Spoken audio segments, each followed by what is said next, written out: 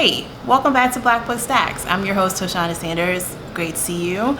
I wanted to just give an update on the books I've been reading because there have been a lot of them, and they're not necessarily Black books, but the most important one, I think, for me right now and it's Beloved. So I talked a little bit about rereading this, I think, in the Summer Reads Part 1 video.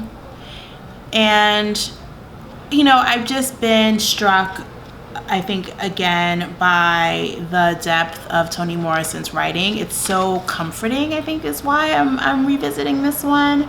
And also, for selfish reasons. I think, I'm working on a book right now in the midst of a bunch of other things. And for me, when I'm working on something, I know different writers have different superstitions about this, right? Some writers are like, I don't read anybody when I'm writing. I think Barack Obama is like this. He mentioned it on a call I was on not that long ago, where he was like, someone asked what he was reading, and he was like, I'm working on my memoir, so I'm not reading too much outside of that. I'm kind of the opposite, I think. There are some writers who feel like if they're reading other people when they're writing, that person's voice can sort of seep into what they're working on.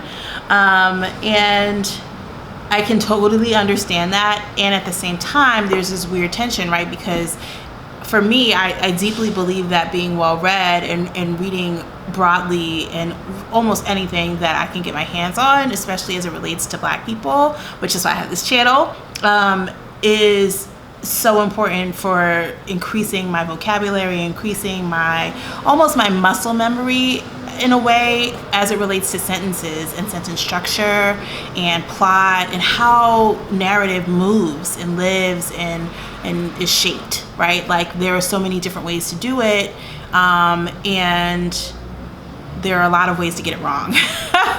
And so I'm always interested in being a student of how to best find all of these alternative ways into a sentence, to form sentences, to make them as efficient and beautiful as possible, but also so that they work, right? Because I can write lots of beautiful sentences that don't mean anything, is what I've learned about myself over the course of my career. So anyway, I'm reading Beloved again. If you haven't read it, it's obviously like I think it's probably Toni Morrison's most famous book. When I was younger, The Bluest Eye was her most famous book, but Beloved obviously became a movie. It won her the Pulitzer Prize. Interesting backstory about Beloved is that whatever the book was that came before this one, I want to say it was like Song of Solomon, but that might be incorrect. There was pushback from a number of Black authors at the time. This would have been in the 90s. Let me look at this to make sure my memory is serving correctly. So this came out actually, in 87 initially. So before that was The Bluest Eye, I believe Song of Solomon, Tar Baby, Sula. I think they all sort of came in quick succession. But Toni Morrison, she talks about this in the documentary, that she was not well reviewed by the Times, and she did not get the Pulitzer the year before, I think she was like snubbed at the National Book Awards for Beloved. And there was like a group of Black writers and academics who wrote a letter to the New York Times. It was an open letter to the New York Times that basically was like, this is egregious. Like, how could you not give her every accolade? And so I think it was in the year after that she won the Pulitzer for Beloved, as a kind of, recognition that it was 100%, 1000% deserved. So anyway, all that backstory aside, I'm also a person who doesn't like to read things when other people are like reading them, right? Like I can read them. I have read them. I did read this when it came out. I didn't understand it. I just didn't really get it. I mean, it has many layers. It is obviously about the sort of ghost of a child who is murdered by her mother, so that she can be free, essentially, and not be enslaved and kind of committed to a life of slavery. And so in all of the different aspects of relationship to freedom and to love as a version of freedom therein, right? And so as I'm talking about it, I think I'm understanding why I'm reading Beloved now, because of the nature of the book that I'm working on, which has freedom in it as a concept that is driving the characters, right? So anyway, what I love about revisiting Beloved, I try to get Thandie Newton out of my head because she plays Beloved in the movie, and like Oprah is also in there, and no shade to either of them. I love them both. I think they're both powerful Black women, and like they're badass, but like it's rough when you've seen a movie because when you are going back to the original text, I think I kind of felt this way actually about Little Fires Everywhere too, which I know I've been sort of obsessed about because I keep mentioning it, but like if you've read the text, then when you see the movie and then you go back to the text, you can see all the places, all the scenes, and then you can see all the places that weren't even attempted in the film, right? So it kind of messes with you. But anyway, what I've loved the most about revisiting Beloved, I think especially in these times, is there is so much conversation about Black pain and Black trauma, and there isn't as much publicly. I have these conversations personally with the people that I love and with my friends and people who know me and people who are in my orbit, but I have less conversation or see less recognition in a broader sphere related to how do we begin to talk about Black joy? How do we begin to talk about Black replenishment and therapy and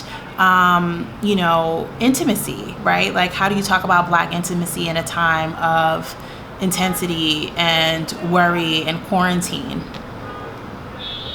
So that's just something I've been working through as I've read this.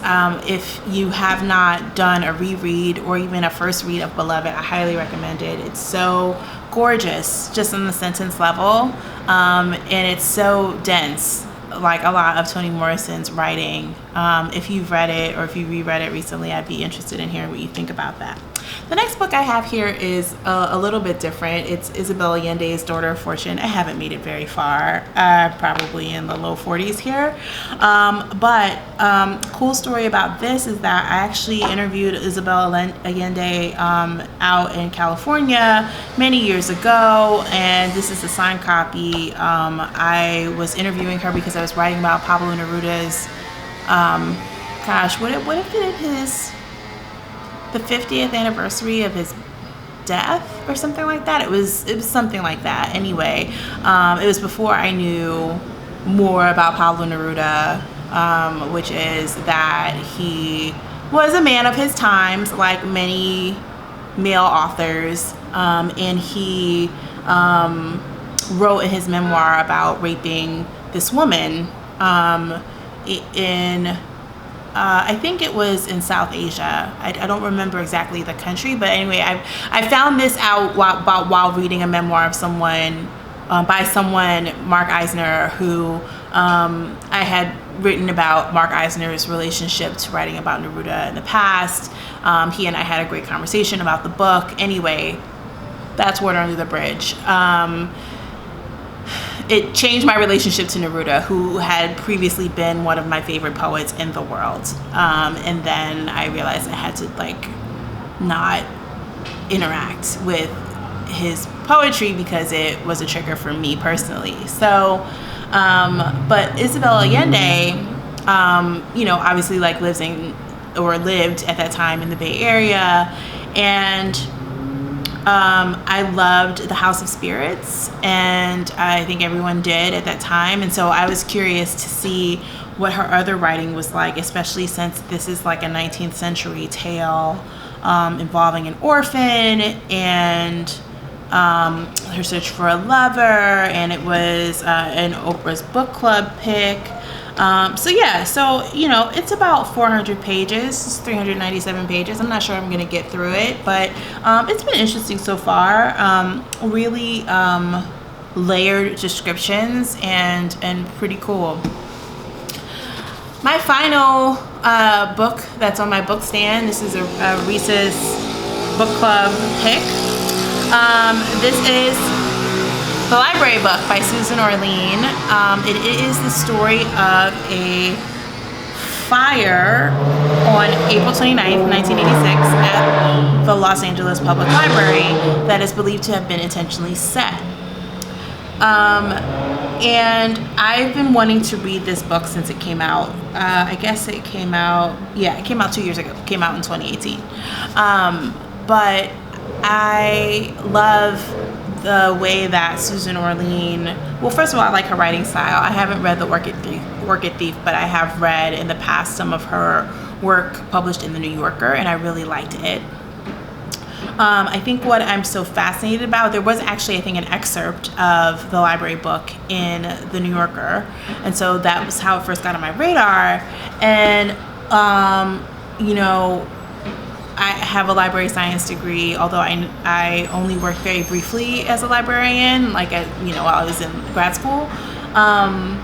But what I've always loved and cherished about libraries are the very things that she writes about in the book, which is that they are these, they're not just warehouses where books go to live. They're like this living, breathing atlas of human knowledge and everything that it contains. And so I think that's what I felt the most when I was actually able to go physically to libraries. I don't know if any of you also feel that, but it's to a lesser extent, I feel that way in bookstores. I mean, bookstores are a place of commerce, so it's more complicated, especially if you grew up like I did and you didn't have money. And so the issue was always I couldn't really go to bookstores unless I was trying to steal books, which, I've atoned for that. But, at the library, you can have access to whatever your arms could hold, and that's what I literally always did that every time I went to the library. It came out with a stack of books.